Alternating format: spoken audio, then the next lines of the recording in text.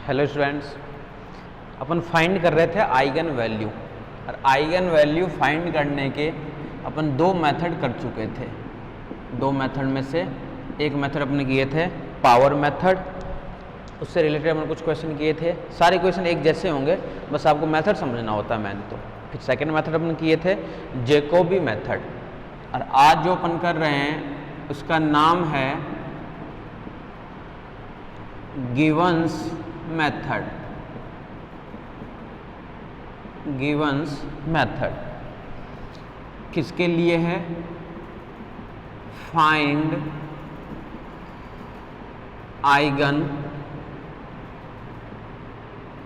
Eigen values and eigen vector. ध्यान से देखना इस मेथड को। आज जो अपने पास में मेथड है वो है गिवंस मेथड। वो अपने पास में है गिवंस मेथड, यानी अपने पास में मैट्रिक्स जो गिवन होगी उस मैट्रिक्स के लिए अपन, अच्छा ये ध्यान रखना, पूरी यूनिट के अंदर केवल अपने को आइगन वैल्यू और आइगन वेक्टर ही निकालना है। इस पूरे यूनिट के अंदर, यूनिट नंबर 3 के अंदर केवल बात करेगा आइगन वैल्यू कैसे फाइंड करेंगे और आइगन वेक्टर कैसे फाइंड करेंगे। ठीक है, ये ध्यान रखना। जैकोबी मेथड और गिवंस मेथड, इससे फर्स्ट जो मेथड किए थे जैकोबी मेथड और गिवंस मेथड, दोनों मेथड सेम है। जैकोबी मेथड में अपन क्या किए थे, किसी को याद हो तो, अपन सबसे पहले थीटा फाइंड करते थे। लेकिन थीटा से पहले अपन क्या करते थे कि जो matrix real symmetric matrix given होती थी, उस रियल सिमेट्रिक मैट्रिक्स में से अपन डायगोनल एलिमेंट के अलावा, यानी जो ऑफ डायगोनल एलिमेंट है, उन सभी में से सबसे लार्जेस्ट मैग्नीट्यूड को अपन सेलेक्ट करते थे। फिर अपन फाइंड करते थे टेन थीटा, और थीटा फाइंड करते थे जिसका फॉर्मूला हुआ करता था अपने पास में टेन टू थीटा। इसका फॉर्मूला था अपने पास में टेन ऑफ टू थीटा। ठीक है, अब फॉर्मूला क्या था टेन टू थीटा के लिए कि 2aij अपॉन में aii माइनस का aj। कई लोग इसको ऐसे भी लिख देते थे कि 2aij अपॉन में ajj माइनस का aii। ठीक है, तो दोनों में कोई फर्क नहीं पड़ता, दोनों के दोनों फॉर्मूले जो थे वो सेम ही है। और इससे अपन फाइंड क्या करते थे, इससे अपन फाइंड होता था अपने पास में थीटा। फिर थीटा फाइंड होने के बाद में अपन एक ऑर्थोगोनल मैट्रिक्स Q को सब्स्टिट्यूट करते थे according to question. Cos theta minus का साइन थीटा, Q अपने पास में क्या होता था, वही same to same cos theta minus का साइन थीटा, और फिर से साइन थीटा, और फिर से कोस ऑफ थीटा। ये होता था अपने पास में Q की वैल्यू। क्लियर है? और इसी वाले को अपन क्या करते थे, डायगोनल एलिमेंट को तो 1 करते थे, बाकी इसको अपन फिक्स करते थे। कई बार लास्ट में फिक्स करते थे, कई बार स्टार्टिंग में, कई बार स्टार्टिंग से 2/2 को बनाते थे अपन, तो ये अपन उसके अंदर फिक्स करते थे। ठीक है, क्लियर है? और जितने बार जितनी इटरेशन पूछ रहा, मान लो एक इटरेशन पूछ रहा हो चाहे 2 इटरेशन पूछ रहा हो, अपन एक निकाल लेते थे ए मैट्रिक्स, फिर अपन फर्स्ट इटरेशन में डायरेक्ट चले जाते थे A1 वाले पे, और जिसका अपन फॉर्मूला लगा देते थे Q इनवर्स, साथ में A और Q, इसे निकाल लेते थे फर्स्ट मैट्रिक्स। फिर सेम में दोबारा A2 पे जाते थे, फिर A3 पे जाते थे, A4 पे जाते थे। गिवंस मेथड क्या कहता है कि गिवंस मेथड जो कोई मेथड है तो देखो दोनों के दोनों सेम। इधर लिख रहा हूँ मैं गिवंस मेथड के लिए, बाद में थ्योरी लिखूंगा, पहले एक बार समझ लो रफली। टेन टू थीटा की जगह अब अपने को जो लार्जेस्ट मैग्नीट्यूड जो अब अपने को सिलेक्ट करना है वो फिक्स है अपने पास में, यानी जो थीटा का फॉर्मूला, जो ये पहले टेन टू थीटा का फॉर्मूला ये था ना, अब टेन थीटा का फॉर्मूला ये बनता है आपके पास में A13 अपॉन में A12, A13 अपॉन में A12।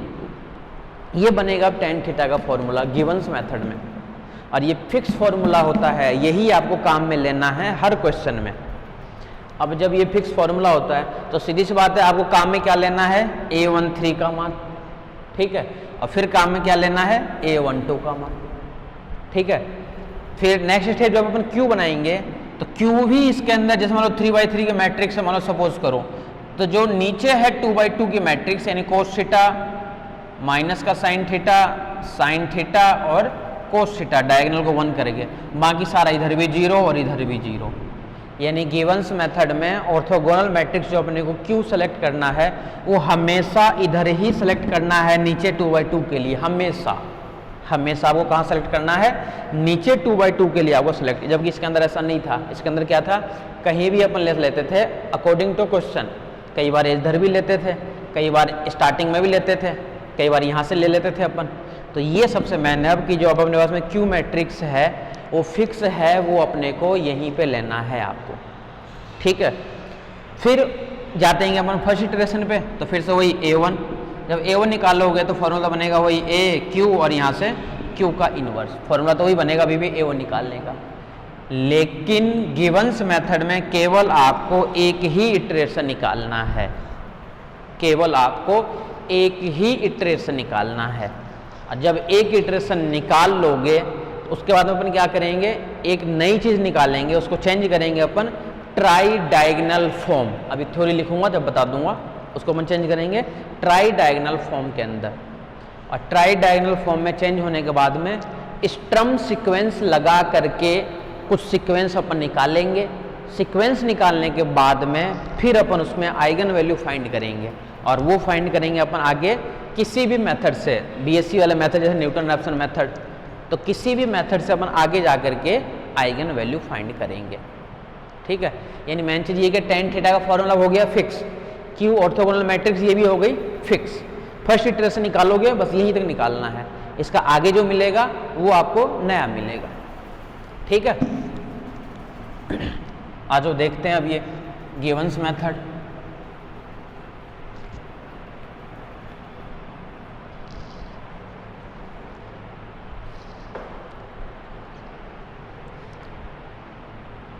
Let A is a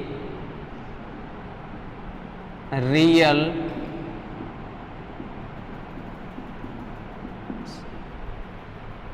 symmetric matrix. Let A is a real symmetric matrix, ठीक है। अब देखो this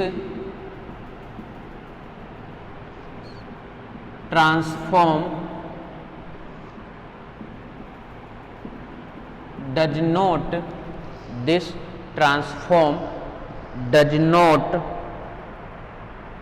preserve the zero,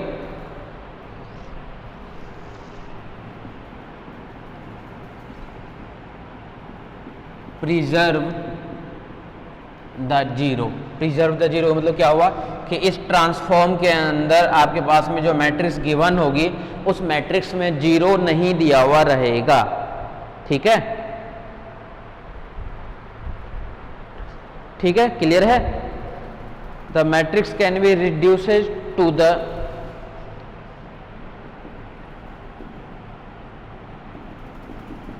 matrix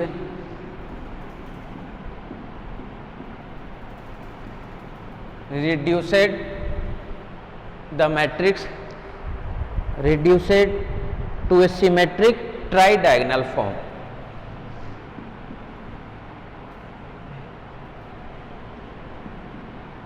Tri-diagonal,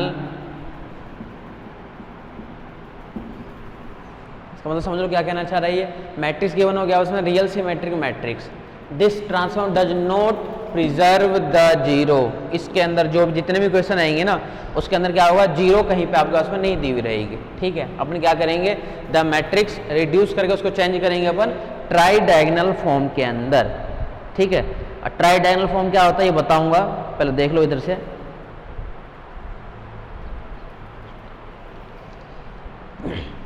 in this method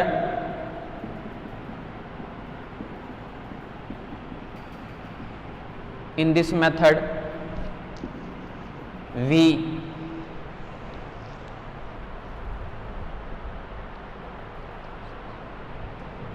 start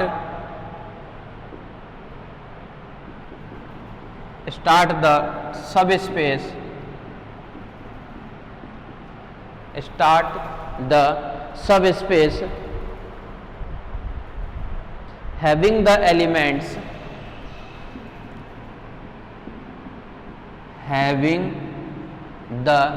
एक बार लिख देता हूँ फिर बता देता हूँ।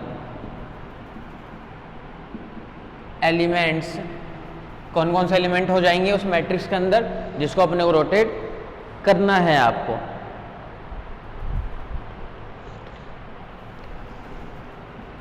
A22 23, यानी मैट्रिक्स जो अपन बनाएंगे 22 23 और फिर से 32 32 और 33। A22 23 बताता हूं अभी, 32 और 33 and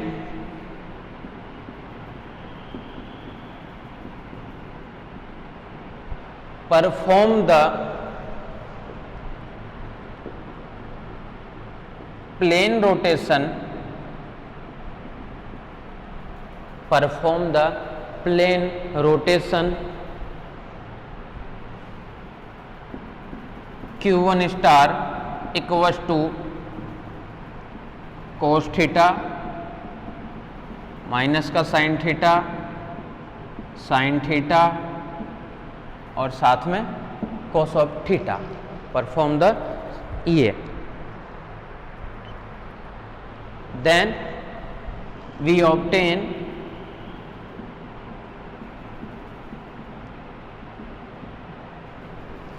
the new matrix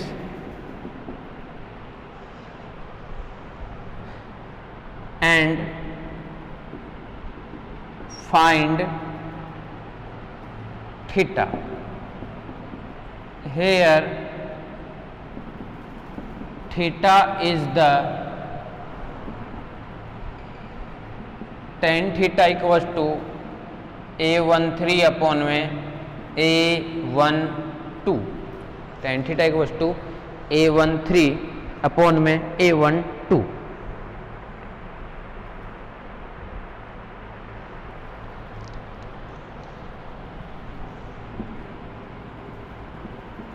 After performing the plane rotation,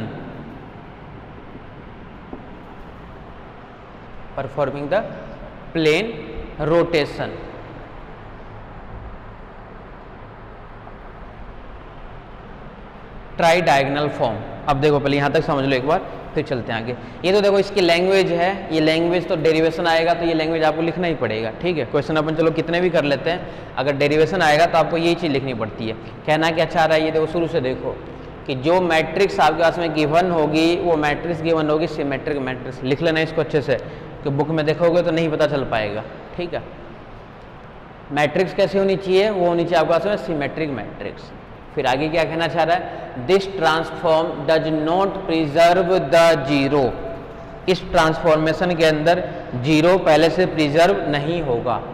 the matrix, जो मैट्रिक्स हमारे पास गिवन होगी उस मैट्रिक्स को रिड्यूस करना है आपको ट्राई डायगोनल फॉर्म में। अब ट्राई डायगोनल फॉर्म क्या होती है, अब अपन उसी के बारे में देखेंगे कि ट्राई डायगोनल फॉर्म क्या है, ठीक है।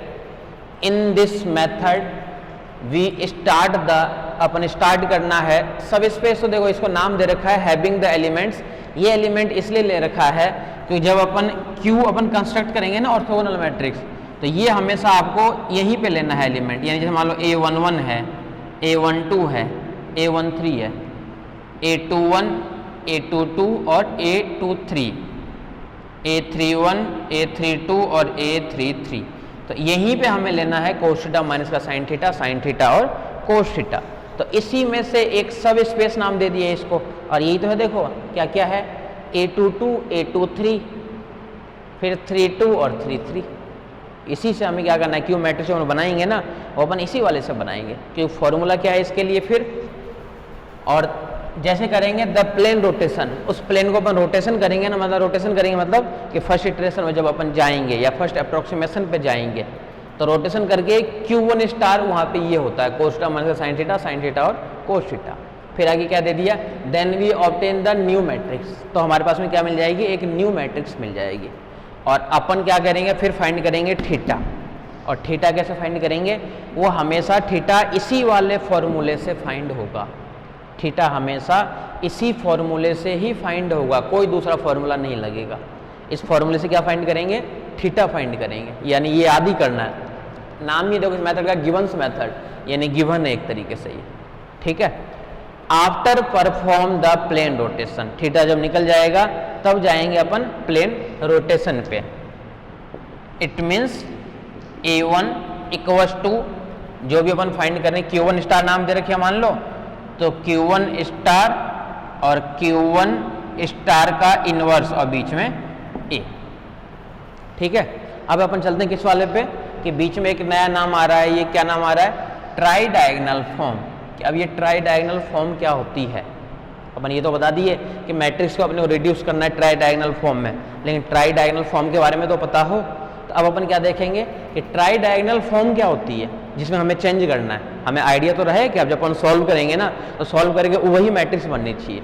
दूसरी बात, केवल आपको एक ही निकालना है A1 का मान बस, और A2 A3 कुछ भी नहीं निकालना है, केवल आपको निकालना है A1।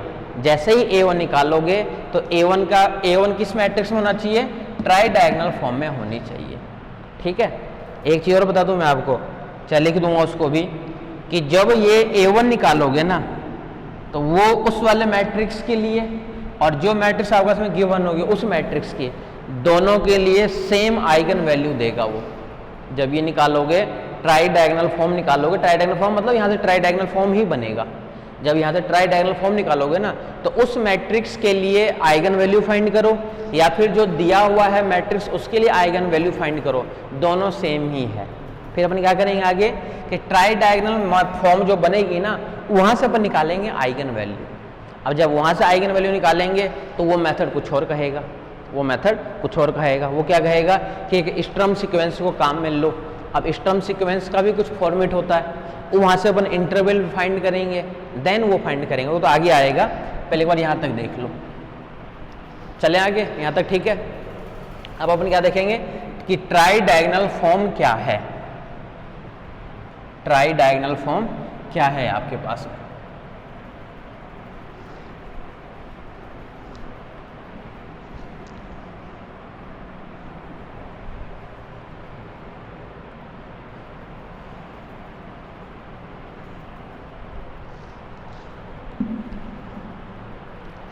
देखो try diagonal form,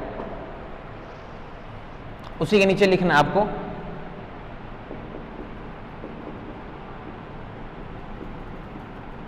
try diagonal form, कि ट्राई डायगोनल फॉर्म है क्या। ठीक है,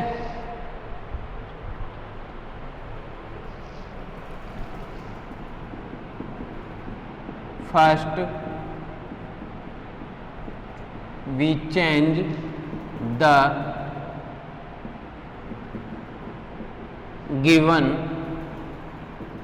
matrix A to, इसमें फिर से लिख देता हूं मैं, ट्राई डायगोनल फॉर्म। फिर से लिख दिया मैं कि ए मैट्रिक्स को हम चेंज करेंगे किसके अंदर, ट्राई डायगोनल फॉर्म के अंदर अपन क्या करेंगे, चेंज करेंगे। लेट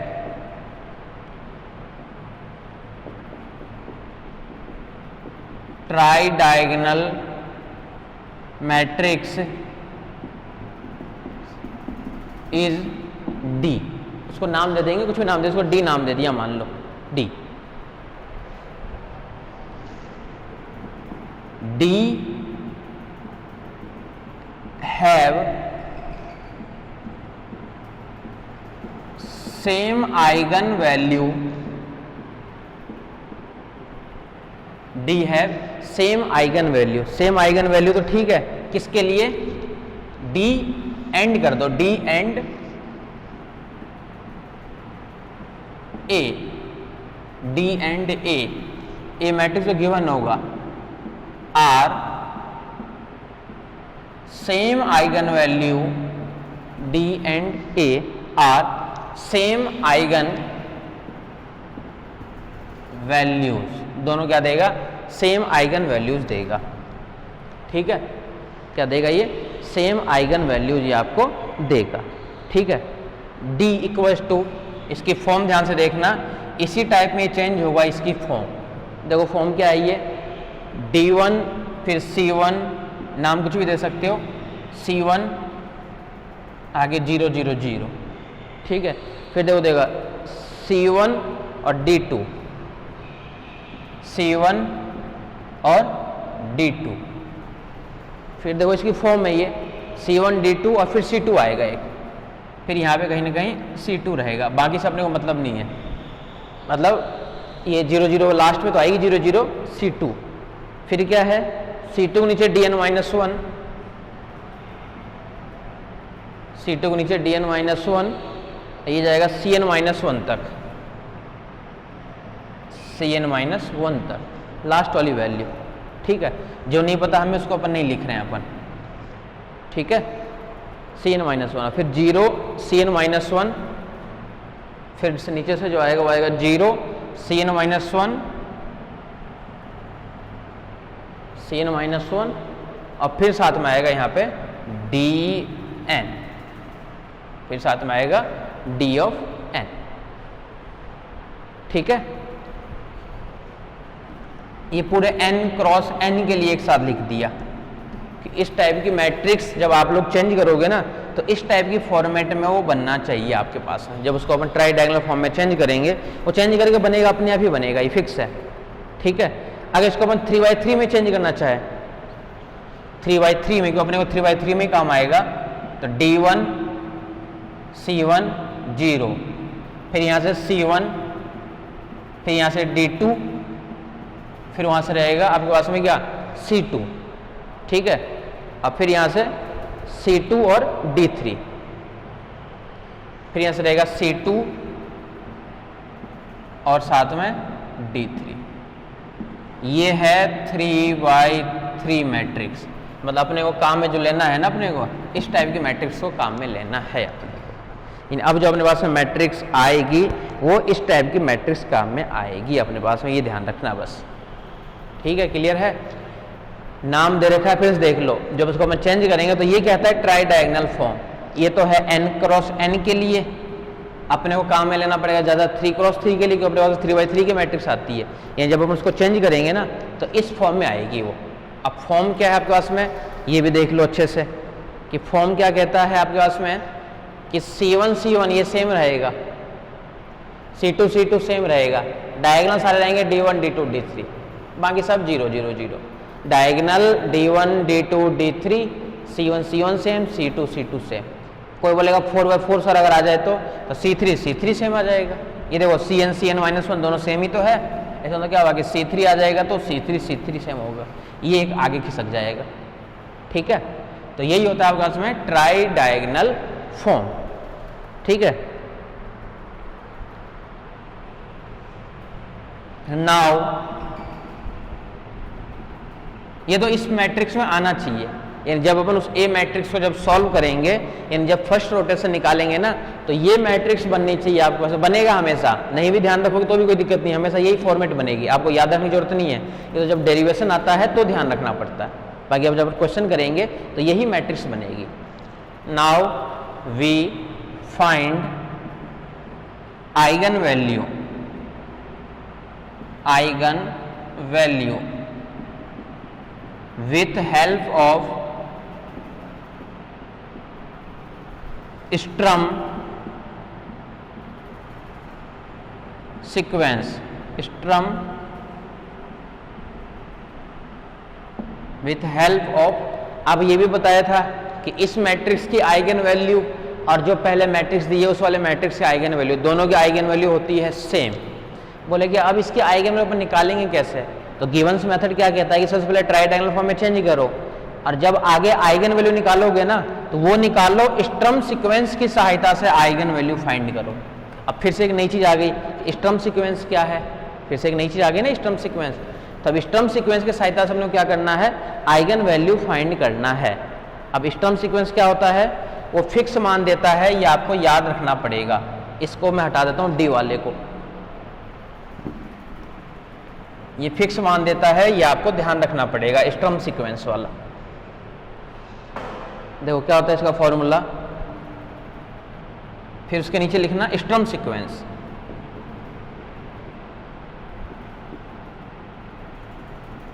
सब एक दूसरे से कनेक्टेड है, अगर एक बार पता चल जाएगा ना सारे एक दूसरे से कनेक्टेड है। लेट F0 इक्वल्स टू 1 पता चल जाएगा। अभी क्या लिखना चाह रहा हूँ मैं, F1 lambda minus D1, F1 lambda minus का D1। अब सीधी सी बात है, जब चलो एक बार देख लो, F1 बराबर लैम्डा माइनस का D1 होता है, FR जो होता है वही लिख लो डायरेक्ट ही, FR इस सीक्वेंस है लैम्डा माइनस DR। FR देख लो मैंने तो, FR क्या है, lambda minus DR, lambda minus का DR, FR minus 1, FR minus का 1, फिर minus C square R minus 1, C square R minus 1 और FR माइनस 2, FR माइनस का 2 और R जो है 2 से लेकर के n तक है, R जो है वो 2 से लेकर के n तक है। अब इधर ध्यान से देखना, पहले अच्छे समझना इसको, क्वेश्चन तो आसान है लेकिन डेरिवेशन में ये चीज़ आपको ध्यान रखनी पड़ेगी। सबसे पहले अपन क्या किए, गिवंस मेथड की सहायता से चेंज किए हैं ट्राई डायगोनल फॉर्म में, ठीक है। फिर अपन ये जान गए कि ट्राई डायगोनल फॉर्म के लिए आइगन वैल्यू निकालो या फिर जो ए मैट्रिक्स आपके पास में गिवन है उसके लिए आइगन वैल्यू निकालो, दोनों की आइगन वैल्यू सेम होती है। बोला कि जब ट्राई डायगोनल की आइगन वैल्यू निकालोगे आप लोग तो गिवंस मेथड क्या कहता है कि इसकी आइगन वैल्यू निकालने के लिए आपको हेल्प लेना पड़ेगा स्टर्म सीक्वेंस की। बोला ठीक है, स्टर्म सीक्वेंस की हेल्प ले लो। बोला जब स्टर्म सीक्वेंस पे जाएंगे तो बोला कि आइगन वैल्यू अपने को फाइंड करना है, तो बोला आइगन वैल्यू मतलब क्या हो गया, अपने को लैम्डा फाइंड करना है, लैम्डा ही तो होता है आइगन वैल्यू, अपने को क्या फाइंड करना है, लैम्डा फाइंड करना है। बोला लैम्डा कैसे फाइंड करेंगे, तो लैम्डा जब तक आएगा नहीं तब तक लैम्डा का मान कैसे निकलेगा, तो वही कहता है ये कि जो FR का मान होता है, R की जगह अपन वैल्यू रख देंगे, यहाँ पे R की जगह 0 रखेंगे तो ये फिक्स है ये कि F0 का मान तो यही होगा हमेशा, F1 का मान होगा लैम्डा माइनस का D1 और FR का मान ये होगा। अब बोले कि यहाँ पे अगर अपने को F2 निकालना हो तो बोला रख दो ना R की जगह 2, कहाँ दिक्कत है, F2 lambda minus D2, 2 minus 1 यानी F1 ऊपर का मान आ जाएगा F1 का, माइनस C1 स्क्वायर और 2 यानी F0 बोले ऊपर है F0 का मान। बोले यहाँ पे नया नाम एक तो क्या आ गया, एक तो आ गया आवाज में D1, बोले D1 कहाँ से निकलेगा, बोले D1 क्यों पूछ रहे हो, D1 के लिए तो आप लोग ट्राई डायगोनल फॉर्म में तो चेंज कर रखे हो, यानी पहला जो मान है वो किसका मान है, D1 का। बोले D1 का मान उठा के यहाँ पे रख दो, लैम्डा, बोले लैम्डा तो लैम्डा ही रहेगा, लैम्डा ही तो हमें निकालना है, आइगन वैल्यू हमें निकालना है, तो आइगन वैल्यू निकालने से मतलब क्या होगा कि लैम्डा हमें निकालना है, यानी ये वैल्यू तो फिक्स रहेगी 1, F1 लैम्डा माइनस D1 आपको पता चल जाएगा क्वेश्चन को जब इसको चेंज करोगे इसके अंदर तो D1 पता चल जाएगा आपको, FR के अंदर रखोगे तो D2 ये भी पता चल जाएगा, C1 C2 जो जो चाहिए आपको सारी वैल्यू यहाँ से पता चल जाएगी उस मैट्रिक्स से। तो इसकी हेल्प से अपन क्या निकालेंगे, ये वाली वैल्यू अपन निकालेंगे। Then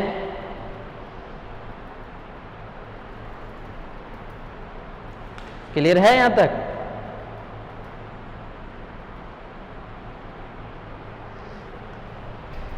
then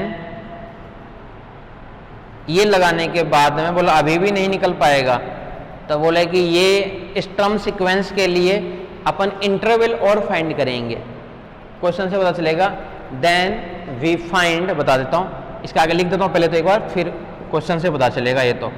then we find intervals किसकी हेल्प से, with help of Sturm sequence,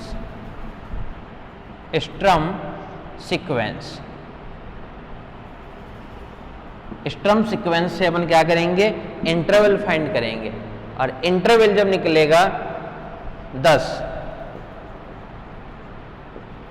we